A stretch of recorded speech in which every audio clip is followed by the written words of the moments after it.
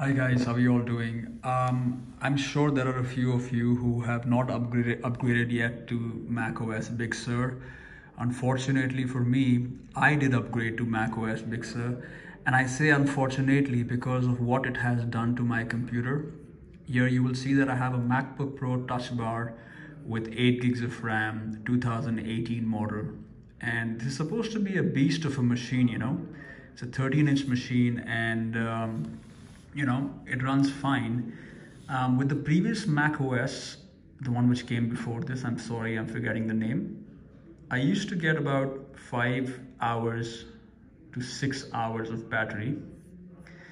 Unfortunately, with the Mac OS Big Sur, I'm getting, if I'm lucky, about 4 hours.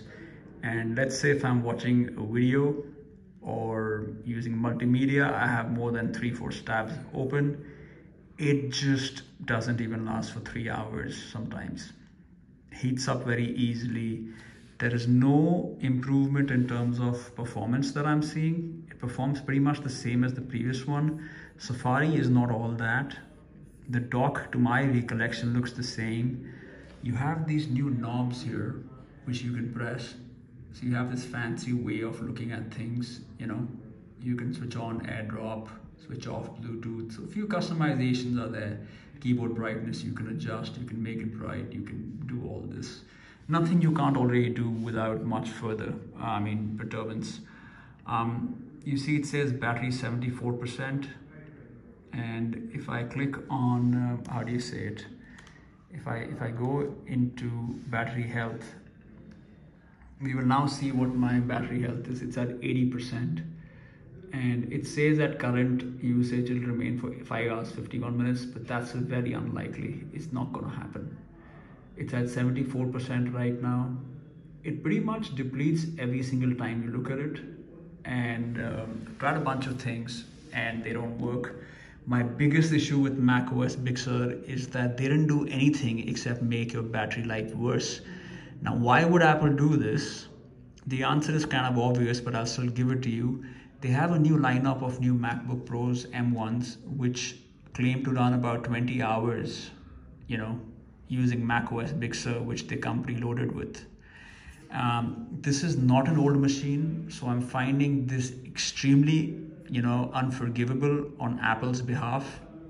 There are a lot of issues and little niggles I have with this operating system. For example, the sound icon keeps disappearing, so I have to go back into system control, system preferences, and go back to sound and sometimes get it back.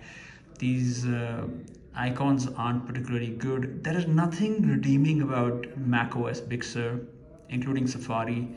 Granted, Imovie looks a little flashier and fancier now, but that's not a deal maker. You can still upgrade your Imovie even in the previous operating system. So, in my opinion, macOS Big Sur has been easily the weakest update of macOS in recent years, in recent memory. And I don't see any reason anyone should get macOS Big Sur.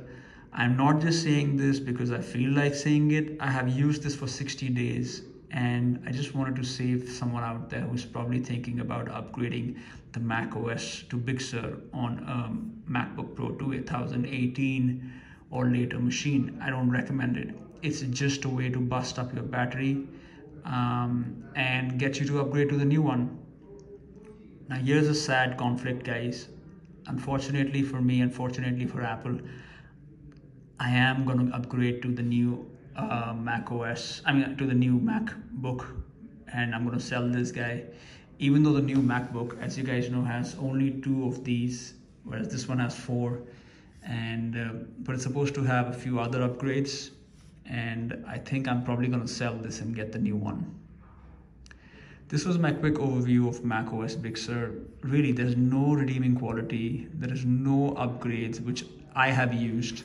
I'm sure under the surface there are many upgrades, but practically I haven't been able to tell the difference between this and the previous operating system.